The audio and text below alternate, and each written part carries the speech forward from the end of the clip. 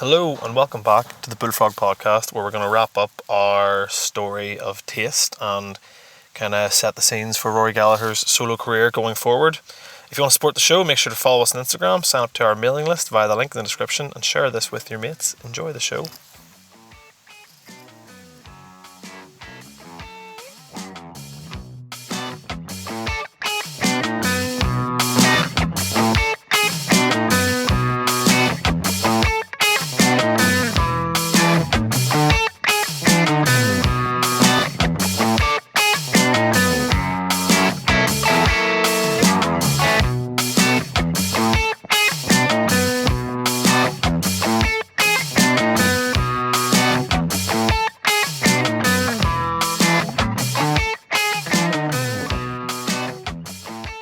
Rory said this about taste ending.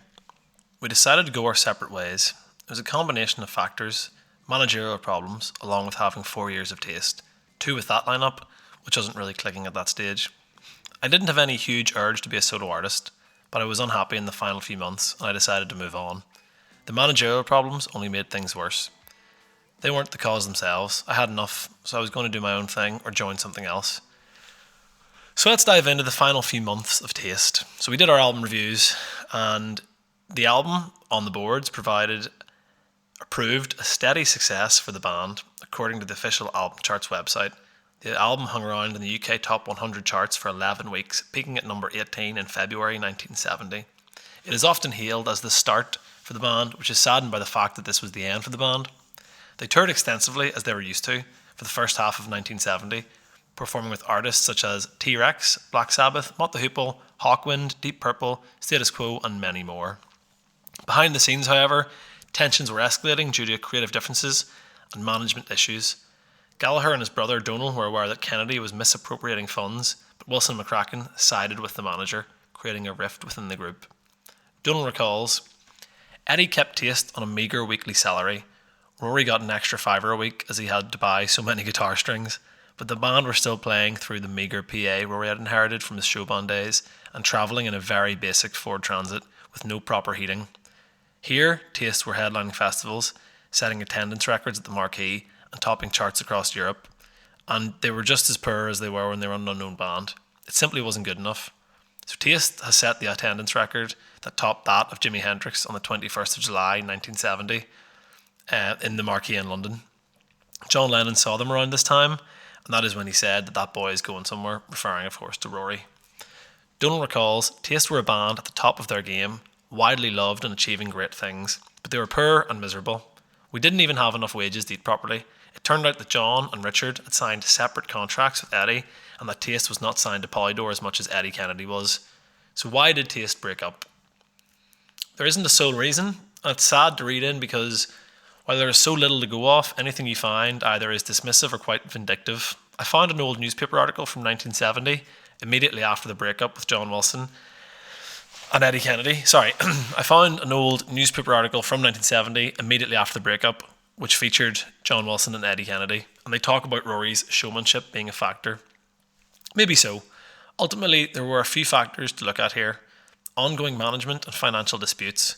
Rory felt that Eddie was mismanaging the band's finances and not allocating earnings correctly, something which Rory was 100% right with, and we will get to later. Differing musical aspirations. Rory had his fun with jazz, but Wilson and McCracken weren't keen to pursue it. This led to creative disagreements. I don't think this would have been a factor in the breakup had the other administrative issues not existed. I think Rory's career proves diverse enough. Had the band been earning what they were owed and enjoying their success, they would have adapted as creatives and formed whatever sound they needed to form. So I don't think the creative issues were a problem alone. I think if there was no, administrative issues and managerial issues, then the creative issues wouldn't have contributed to the band splitting up. There was some criticism surrounding the band's management, along with reported tension over control between Gallagher and the rest of the group. While Gallagher downplayed any conflict, Wilson and McCracken were more outspoken, accusing the guitarist of expecting them to accept a fixed wage. Their frustration suggested they may have felt sidelined or reduced to mere backing musicians, particularly as Gallagher seemed to attract a disproportionate share of the spotlight. Given the almost religious devotion he received from fans, their reaction was arguably justified. I love Rory Gallagher, and I don't think he chose the infatuation and idolisation of his guitar greatness. This was an era of guitar gods, you have to remember. You had Eric Clapton, Jimmy Page, Jimi Hendrix, Ritchie Blackmore, David Gilmour, all of these guitar legends. And what I've learned is that McCracken and Wilson are both incredible musicians in their own right, on par with Rory Gallagher. I don't think any anger should be from them to Rory. I think ultimately taste had been poorly managed. All these issues came to fruition, however, around the Isle of Wight Festival in 1970. Donal recalls, Rory and I knew that Taste was over, that he was going to break up the band and go solo. Murray Lerner, who was shooting the film of the festival, had planned only on shooting 1 or 2 songs of Taste's set, but they were so exciting and the audience response was so strong that he kept the cameras rolling for much of the band's performance. It's this footage that features the Live at the Isle of Wight DVD. The Isle of Wight Festival is so iconic. I watch it every year. It always has a great lineup, and historically, it's huge. In 1970, the same year Taste headlined, I'll list a few of the other artists that were on the bill. Cactus, Chicago, The Doors, Lighthouse, The Moody Blues, The Who, Miles Davis, Joan Baez, Joni Mitchell, Jethro Tull, Sly and the Family Stone, Leonard Cohen, 10 Years After, Emerson, Lake and Palmer, Free, and Jimi Hendrix, and many, many more. This is incredible. Every artist on this list is hailed for their 1970 performance. It was bigger than Woodstock, and at least 600,000 people attended. I genuinely think if I could go back in time to one festival or concert, I'd go to the Isle of Wight 1970. I thought that before this deep dive into Rory Gallagher, but now I'm even more certain. We'll do a full episode on the Isle of Wight 1970 at some stage, maybe as a bonus episode, but just understand that it was a huge deal and a huge gig, and everybody came out of it, praised for their performance. A live album from the Isle of Wight gig was released the following year, albeit without speaking to Rory and his team. Eddie Kennedy continued on this trend of releasing Taste music long after they broke up, and we will get back to that later on. They played an incredible gig at the Isle of Wight Festival, all made more heavy by the tensions and by the fact that the band had been robbed the night before. The van had been broken into. The story goes that Wilson accused Rory of orchestrating it, as only his drum pedals were stolen. Donal recalls the van was broken into the night before and some of the drum pedals were stolen. This just added to the tension, as Rory had been on to Eddie about getting a better van. At the Isle of Wight, you had a band imploding on itself. Rory was very upset that John and Richard had decided to take the manager's side. John believed all the promises that Eddie made, how he was going to make them all millionaires and pay a mortgage on John's house. While Rory felt that Eddie had done what was necessary, he had got them from Belfast to London and had now run his course. Eddie held on to all the money Taste generated. Also, there was the issue of jealousy. John and Richard resented Rory getting all the limelight, but he was the band leader, the guitarist, the singer, the songwriter. They played an amazing gig that has been hailed by music fans and historians alike. Rory didn't get what he wanted, however, as the band couldn't just disband after this gig. Polydor had booked a major European tour for the band. Gallagher agreed to do it, but insisted that he got paid directly by Polydor. After a climactic and tense Isle of Wight gig, the band marched on yet another tour. The tour lasted months, and tensions remained high. But with the end in sight, the band lined up for 2 final gigs in the city that made them, Belfast. Once the tour had ended, Rory made it clear Taste had run its course. From disloyalty to lies and robbery, Rory was finished. On the day of the last gig, Taste performed 2 shows, the second of which was in Queen's University, Belfast. Donal recalls, I recall their performance had an eerie feeling to it, as they were playing beautifully, playing great music, but very soon it was to be no more. The second concert was at Queen's University, and as it came up to midnight, 11 car bombs had gone off across Belfast, and everyone was saying that the 12th car bomb would go off as it hit midnight, so we were all waiting for this ominous moment. In London, people were counting down the seconds until Big Ben chimed midnight, and in Belfast we were counting them down until the 12th car bomb went off. And you know what? It never exploded. I don't know if this was due to a fault in the bomb or what, but that is my abiding memory of Taste's final concert. The band breaking up and Belfast being torn apart by car bombs. That is a crazy, dark and poetic image from Donal Gallagher, but the city that made them was being torn apart and the band themselves was falling apart.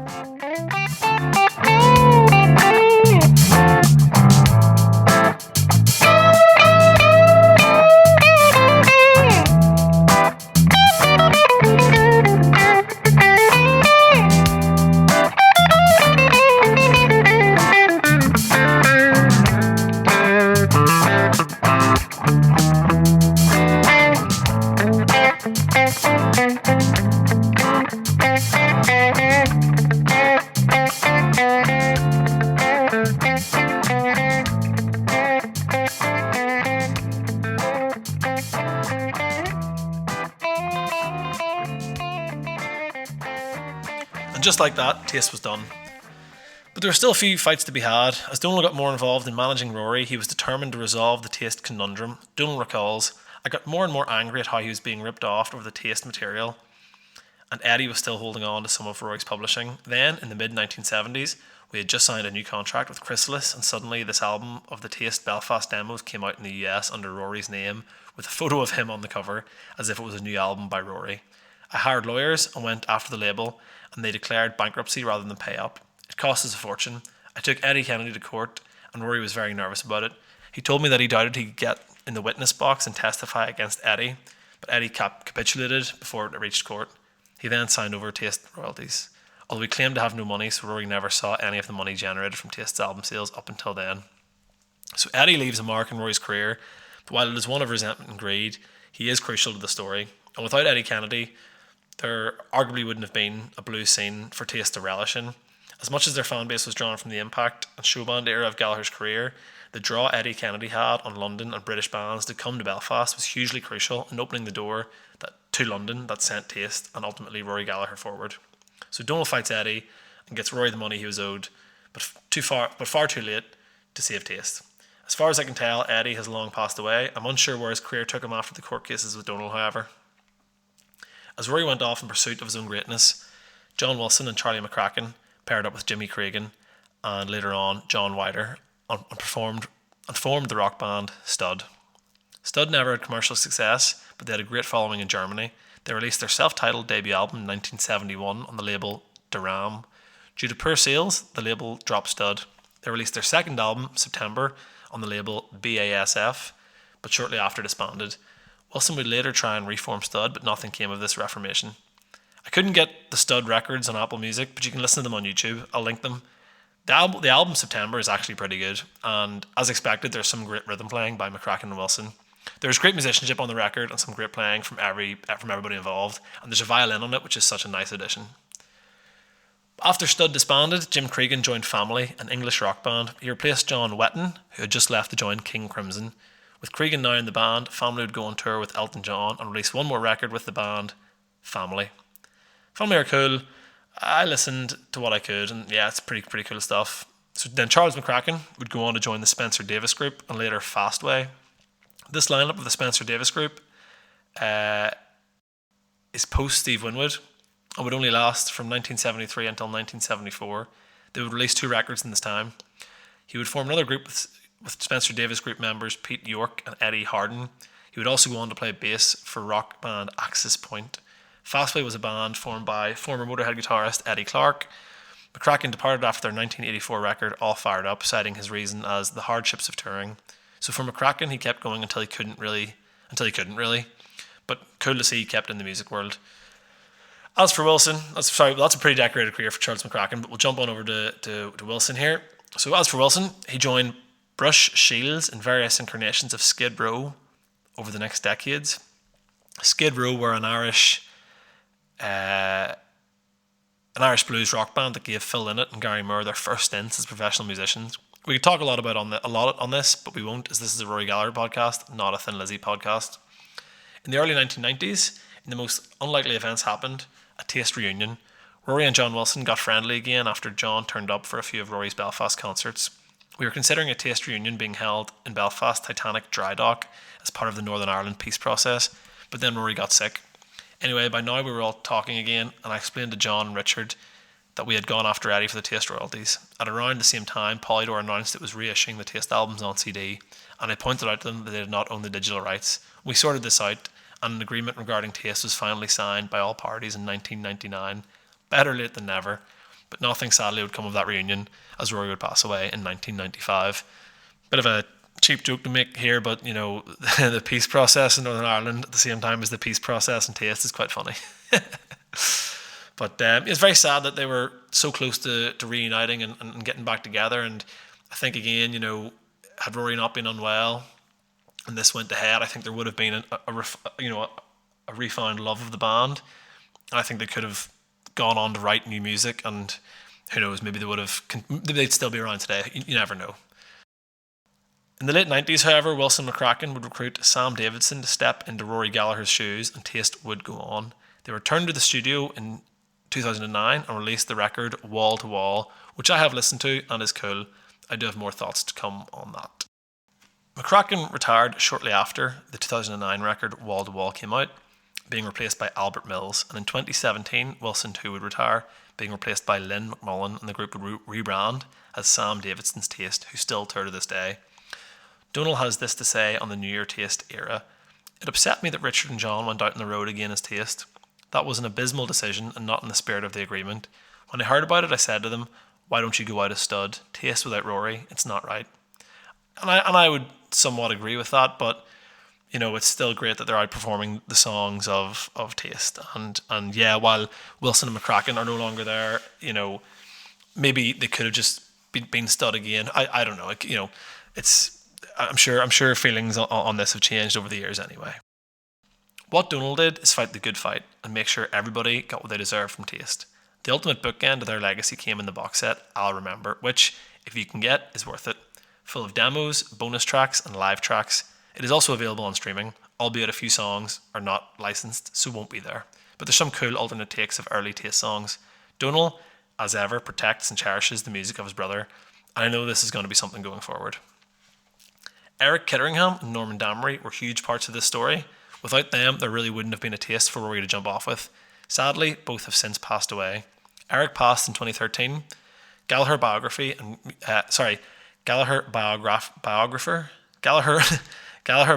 and music aficionado Marcus Connaughton. Eric was a fine bass player, but more than that, he was a very gentle man. He was always encouraging to a lot of young musicians along the way, and that's the sign of a fine musician. Norman sadly passed away in 2023. Donal recalls on the official Rory Gallagher website: "Turning fully professional was a hard task and ask for Norman, who was recently employed by Norwich Union Insurance and in line for a major promotion, which involved him travelling to the UK to take a course in management. However, the brave drummer took the call of the road to leave Cork City and relocate with Taste in Belfast in late 1967. I remember being with the band as a roadie in the northern city when word came through of the ill-fated Cork to London flight, which crashed off Tusker Rock. Norman went silent and pale. Then he turned to Rory and said, 'Whatever turns out for me professionally is now a bonus, as that's the plane I was due to fly on to take my Norwich Union management course.' So Donal and Norman remained in contact and as good friends throughout the years. COVID sadly stopped them from meeting as often. Both Norman and Eric are terribly missed. But that's crazy that joining Taste and pursuing Taste saved his life in 1967. That is insane. Okay, so I promised I'd circle back to Tony Colton, and here it is. Tony Colton was a soul mod singer from Kent in the UK, whose real name was Anthony George Chalk. Don't know where he got Tony Colton from. He was mainly active in the 1960s. Colton first came to prominence as a leader of the Crawdaddies, who were active on the thriving London R&B circuit in 1963 and 64. After forming a writing partnership with Ray Smith, he supplied songs to the likes of Mersey Beats, The Riot Squad, Georgie Fame, and Dantalion's Chariot, to name a few. Colton also issued a handful of mid-60s solo singles, the most successful and memorable one probably being I've Laid Some Down in My Time and Run Pony Rider in 1966. Following his solo attempts, Colton went on to form Poet and the One Band, who would evolve into Heads, Hands and Feet, and they started working as producer for artists such as Shirley Bassey, Wilson Pickett, Frankie Valli, and of course Rory Gallagher's power trio, Taste.